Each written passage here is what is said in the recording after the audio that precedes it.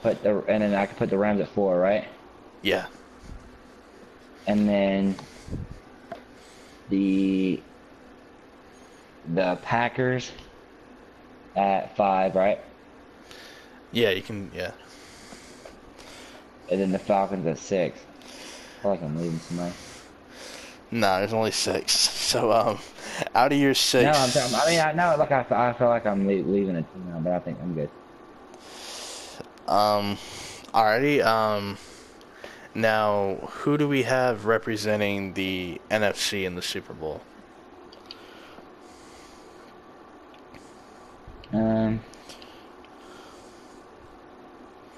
This is hard because I know it's tough.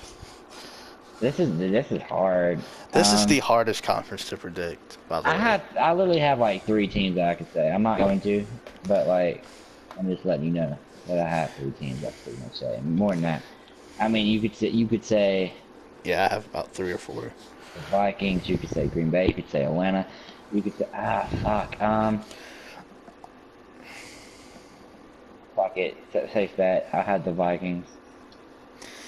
Alright, so you have a Vikings. Who is your Super Bowl team for the AFC Jaguars, again? bro. Jaguars. So you have the Vikings, Jaguars. So the Super Bowl we didn't get to see. We're gonna see it. Yeah, so that's gonna be a nice Super Bowl. So the battle of the 2 best defenses. Yes. And who do you have winning that game? You don't have to give a score. Just tell me who's gonna win. Jacksonville. So Jacksonville will get their first Super Bowl. Yeah. And just for kicks and giggles, Super Bowl MVP.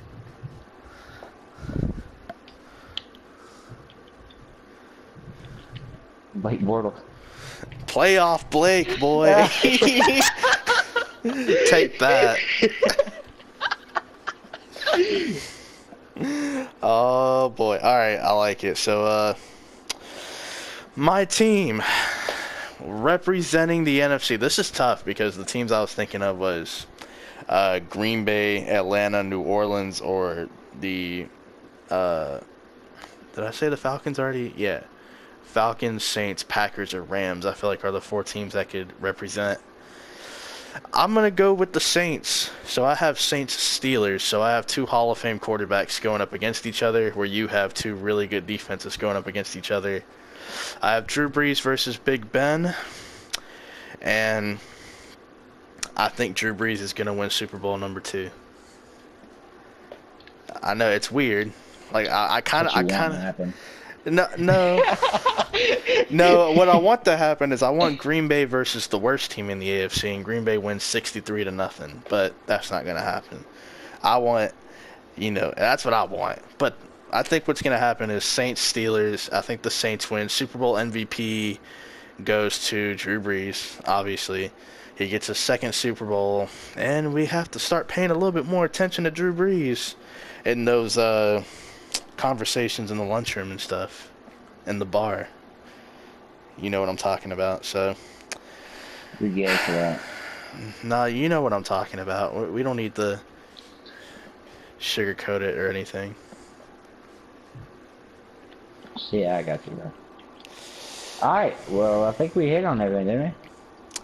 I believe we touched on everything. Yes, we did. I'm proud of us. Alright, well, anything you want to say before we end it? Good luck to all 32 teams this year. Even if we're wrong, I'm cool with being wrong. I don't mind being incorrect. I just want to be as accurate as I can be. Let's be honest. Even if we're wrong, we're technically right because we want to say 3 other teams, but we can't because we don't pick one. Yeah, but it's not even just that. Like, let's say like the matchup's completely wrong. Like, let's say it's not even the Saints and the Steelers for me. Let's say it's like the Chargers and I don't know, the Rams, the Battle of LA. I mean, let's just say it's something crazy like that. Like, I kind of want to be wrong in a way. I just want to see something different. You know what I mean? I'm up for a little bit of change in the scenery. I just want to see something different. That's pretty much it with me. Anything you want to add? Well, I just want to say thank y'all and all y'all for watching because it means a lot to us. It's hard out here, you know? Please, man. Please. Alright, I'll just hope y'all enjoyed the podcast, and yeah, I think it's time to play some Fortnite. Hope y'all have enjoyed the podcast. We'll see you next week, and with that, I guess peace, bro. Goodbye.